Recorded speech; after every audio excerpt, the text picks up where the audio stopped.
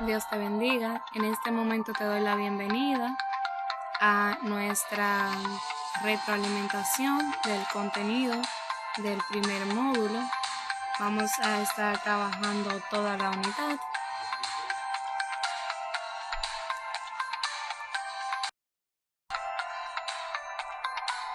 Nuestro primer módulo trata sobre las funciones vitales de los seres vivos. Como todos saben, entre ellas encontramos 5 características que son que todos los seres vivos nacen, se alimentan, crecen, se reproducen y mueren. Y en esta ocasión vamos a estar analizando lo que es la alimentación o la nutrición de las plantas y los animales.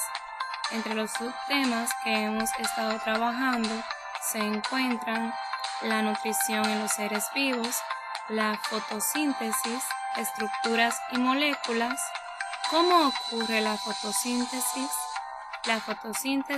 y el medio ambiente, la quimiosíntesis y por último los diferentes tipos de alimentación de los animales.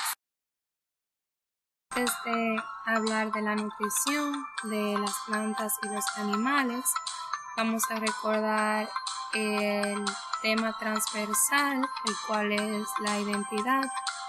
Este tema nos ayuda a recordar cuán importantes son las plantas en nuestro país. En este caso tenemos a la palma real, la cual es una planta endémica de la isla La Española y es una planta muy abundante en la República Dominicana. Es utilizada para embellecer los parques, la avenida y las casas, entre otros lugares. Es muy común verla por doquier porque tiene muchos beneficios. Entre esos beneficios vemos que las yaguas son utilizadas y las hojas para cobijar las casas, para realizar hermosos ornamentos como esos bellos sombreros de playa que utilizamos, entre muchas otras funciones. Esto nos enseña a valorar la naturaleza y a cuidar de nuestras plantas.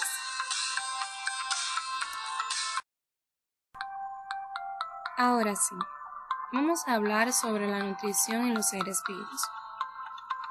La nutrición es el proceso mediante el cual los seres vivos obtienen la materia y la energía que necesitan para vivir. Existen 2 tipos de nutrición. Existe la nutrición autótrofa, la cual corresponde al reino vegetal. En esta encontramos que las plantas pueden crear sus propios alimentos por medio de minerales, por medio de la luz solar, por medio del dióxido de carbono. Y por otra parte encontramos la nutrición heterótrofa, que corresponde al reino animal, lo que quiere decir que los animales necesitan consumir otros seres vivos para poder vivir, porque ellos no pueden crear sus propios alimentos como lo realizan las plantas. Entonces encontramos lo que es la nutrición autótrofa, que corresponde a aquellos seres vivos que pueden crear sus propios alimentos, y tenemos también la nutrición heterótrofa, que corresponde a aquellos seres vivos que para poderse alimentar necesitan de otros seres vivos.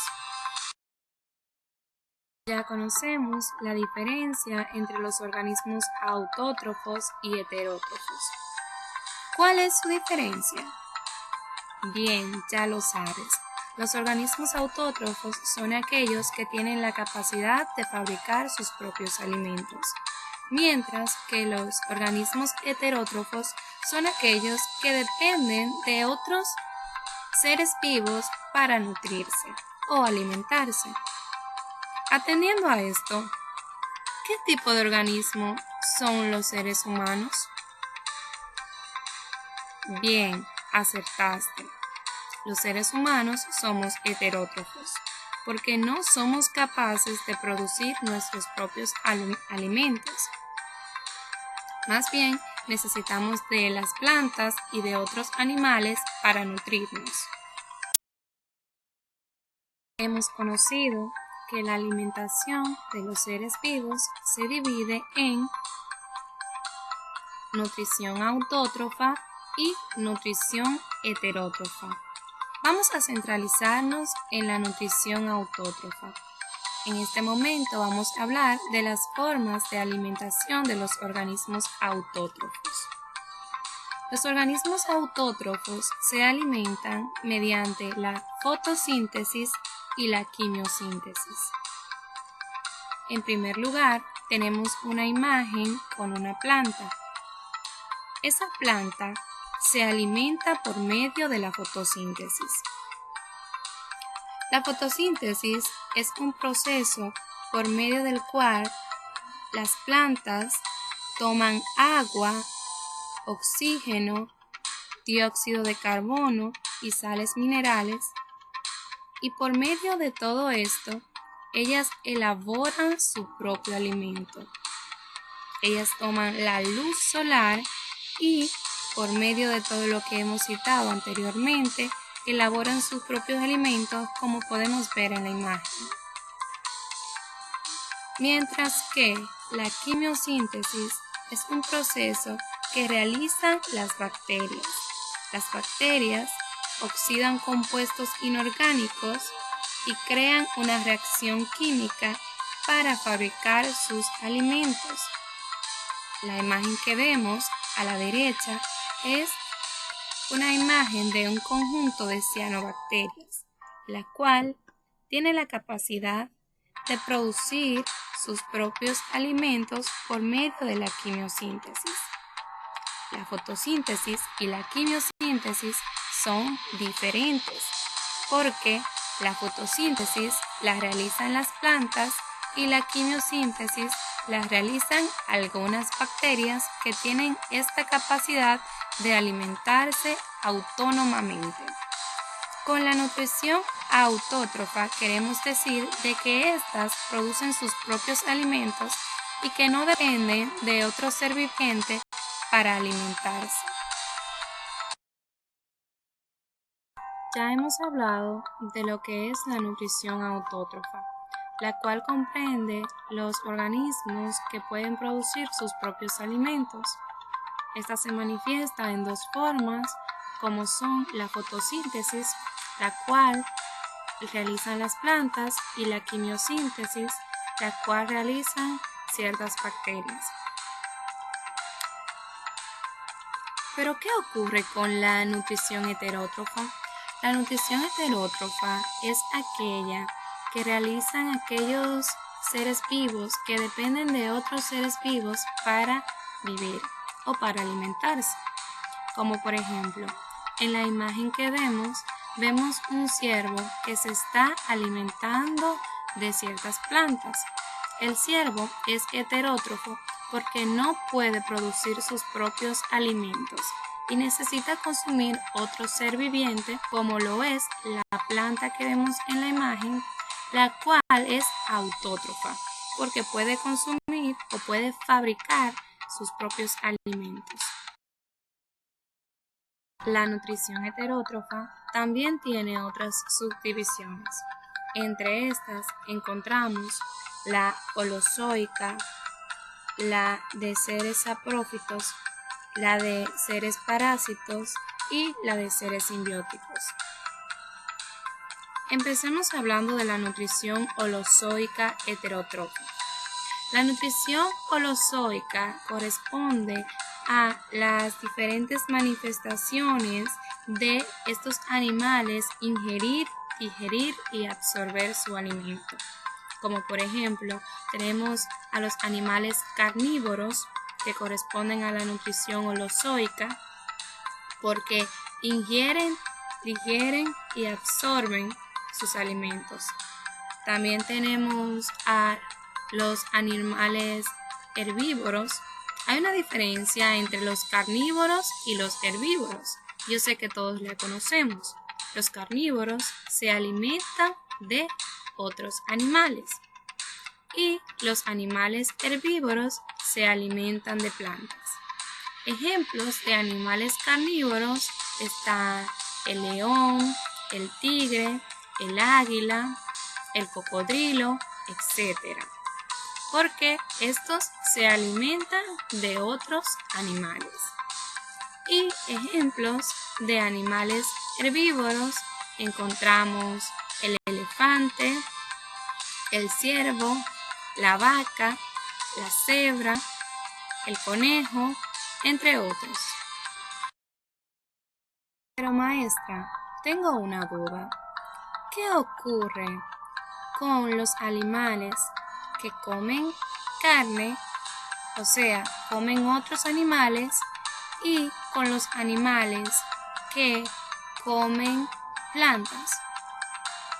Bien, a esos animales se les llama omnívoros y también corresponden a la nutrición holozoica. Como hemos mencionado, tenemos 3 grupos de nutrición holozoica. Se encuentran los herbívoros, que solamente comen plantas, los carnívoros, que solamente comen animales.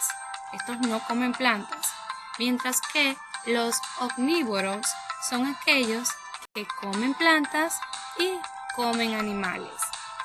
Entre ellos encontramos la gallina y, por supuesto, nosotros los seres humanos. La nutrición de los seres saprófitos corresponde a aquellos animales que consumen materia en descomposición. Entre ellos están las cucarachas, las hormigas y una gran cantidad de insectos. La tercera nutrición heterótrofa de la que hablaremos es la nutrición de los seres parásitos.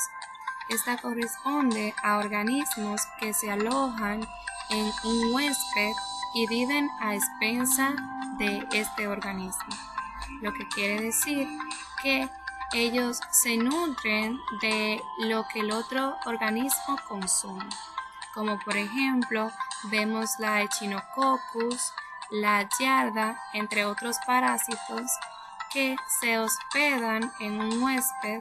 Muchos humanos tienen Giardia, entre otros parásitos, y estos parásitos se hospedan en el intestino, a veces en el estómago de la persona, se nutren de este, pero no aportan ningún beneficio. Al contrario, muchas veces le causan molestias a quienes lo hospedan y solamente ellos obtienen provecho.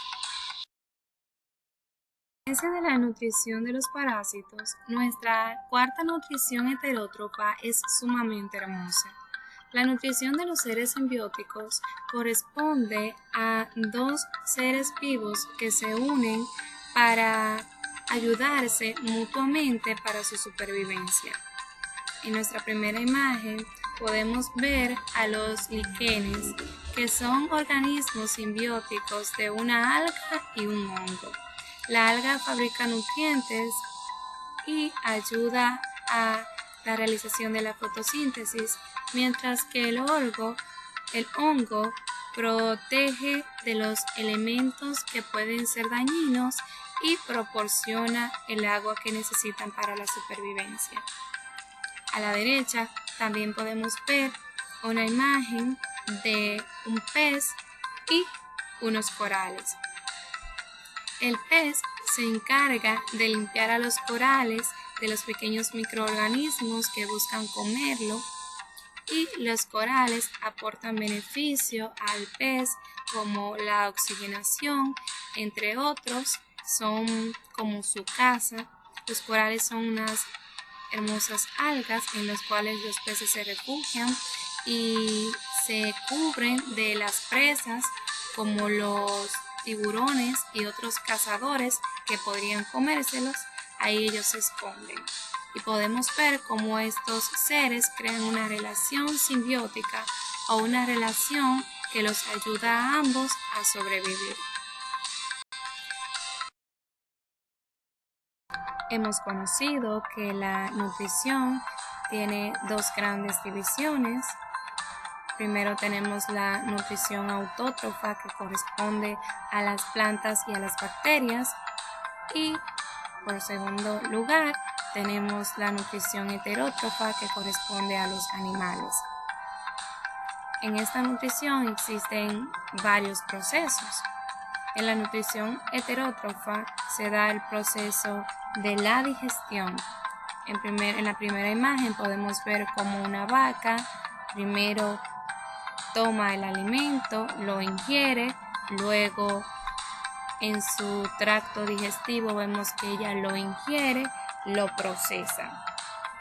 Al esta vaca procesar este alimento, también se da lo que es la circulación, que lo vemos en la segunda imagen de la derecha, de la parte de arriba. Vemos un sistema circulatorio.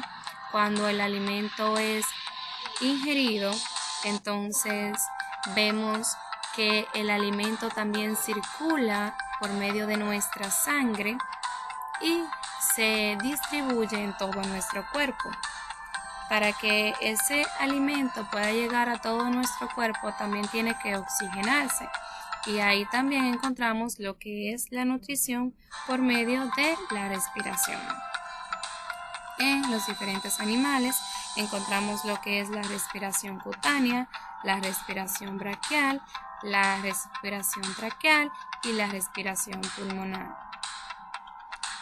Y por último, luego de que los alimentos sean digeridos y sean oxigenados, podemos ver que también corresponde un último proceso, el cual corresponde a la excreción de esos desechos, porque ya extraídos los nutrientes, corresponde eliminar del cuerpo las sustancias de desecho para que el cuerpo no se intoxique. La orina y los elementos de desecho deben de ser expulsados fuera del organismo. Atendiendo a la forma en que los animales obtienen su alimento, existen dos grandes categorías, los micrófagos y los macrófagos. En primer lugar, los animales micrófagos son aquellos que se alimentan de presas muy pequeñas o de animales microscópicos. Entre estos tenemos los filtradores, como las ostras, que los filtradores son aquellos que se encuentran solo en el medio acuático. Estos animales filtran el agua y obtienen pequeños organismos o nutrientes en el medio acuático y por medio de esto se alimentan. Los animales sedimentativos como la lombriz o los anélidos que vemos en la imagen de la derecha se alimentan del sedimento o de la tierra y extraen los minerales y los nutrientes que ésta les aporta y por eso ellos se alimentan y sobreviven. Por otro lado, tenemos los micrófagos de superficie, que son aquellos animales que obtienen su alimento de la superficie, como por ejemplo los mosquitos, que obtienen sangre y en esta sangre están todos los nutrientes que ellos necesitan para alimentarse. La obtienen de la superficie, de la piel de otros animales. Y tenemos también las vacas, que obtienen su alimento por medio de la hierba que crece en la superficie de la tierra.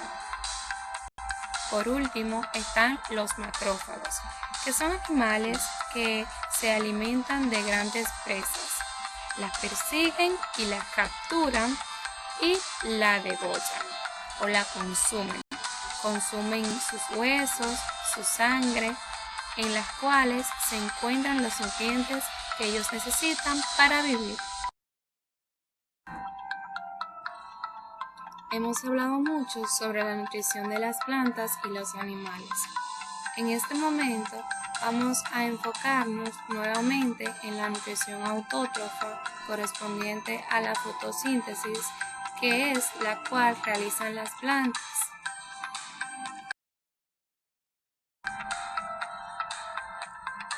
¿Cuáles estructuras y moléculas intervienen en la fotosíntesis? Bien, en la fotosíntesis está la energía luminosa que proviene del sol, está una planta, conocemos las partes de la planta, la raíz, el tallo, las hojas, la flor, está el subsuelo y entre las moléculas que participan en la fotosíntesis encontramos el dióxido de carbono y el oxígeno. Observar los árboles es muy interesante. Cuando vemos un bosque, notamos que la mayoría de los árboles intentan crecer a la misma altura que el que está a su alrededor. Y esto es debido a que todos persiguen un objetivo, que es la luz solar. Vemos cómo parece una cobertura o un tapiz, porque todos están a una altura similar, intentando capturar la luz solar que necesitan para realizar la fotosíntesis. En la segunda imagen vemos una hoja y al acercarnos a la hoja vemos unos pequeños agujeros. Estos agujeros son llamados estomas. Los estomas tienen una función muy importante en la fotosíntesis. Estos se encargan de absorber el dióxido de carbono y de liberar el agua y el oxígeno. Por último, vemos un cloroplasto. Los cloroplastos son fundamentales para la fotosíntesis, debido a que ésta se realiza justamente en los cloroplastos. Los cloroplastos también tienen la función de dar el color a las hojas. De la palabra cloroplastos viene la palabra clorofila, que es la que le da el pigmento verde a las hojas de los árboles. Hemos hablado sobre la fotosíntesis, las estructuras y las moléculas que intervienen en esta. Pero, ¿cómo ocurre la fotosíntesis?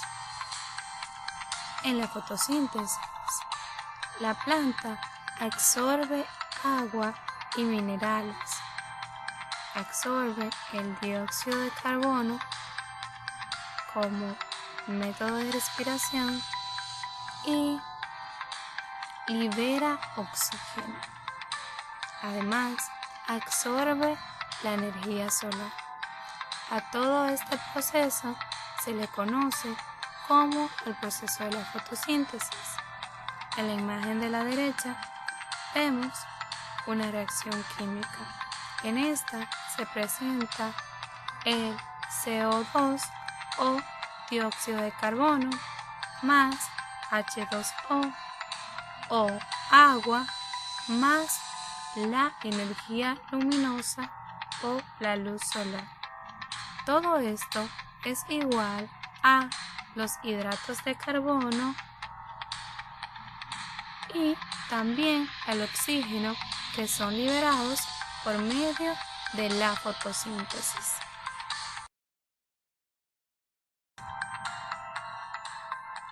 Finalmente, vemos la importancia de la fotosíntesis en el medio ambiente.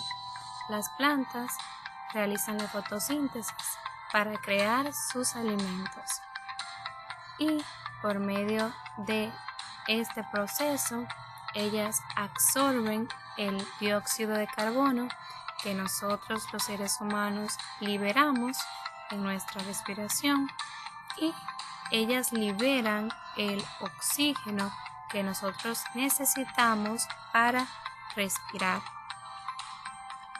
En definitiva, ellas absorben lo que nosotros liberamos, que es el dióxido de carbono, y ellas nos brindan el oxígeno que nosotros necesitamos consumir para nuestra respiración. Pero además, las plantas, por medio del proceso de la fotosíntesis, crean alimentos, crean sus propios alimentos y también crean, por medio de la fotosíntesis, la posibilidad de la supervivencia de las plantas, creando también frutos que nosotros podemos consumir. En resumen, la nutrición en las plantas y en los animales tiene dos formas: la nutrición autótrofa y la nutrición heterótrofa. En la nutrición autótrofa encontramos dos manifestaciones. Tenemos la fotosíntesis y la quimiosíntesis. La nutrición autótrofa fotosintética la producen las algas y las plantas. La nutrición autótrofa quimiosintética la producen las bacterias. Ahora bien, la nutrición heterótrofa se produce según el tipo de alimentación y según el origen de la materia orgánica. Según el tipo de alimentación se encuentran los micrófagos y los macrófagos. Los micrófagos, que consumen pequeños organismos del medio que les rodea, y los macrófagos, que consumen grandes organismos que persiguen y capturan. Entre los micrófagos encontramos los filtradores, los sedimentarios y los de superficie, a los cuales ya les hemos mencionado algunos ejemplos. Entre los filtradores tenemos las ostras, los sedimentarios, las lombrices, y los de superficie, las vacas, los mosquitos, etc. Según el origen de la materia orgánica, tenemos los holozoicos, los saprófitas, los parasitas y de simbiótica. Los holozoicos hemos mencionado anteriormente que son aquellos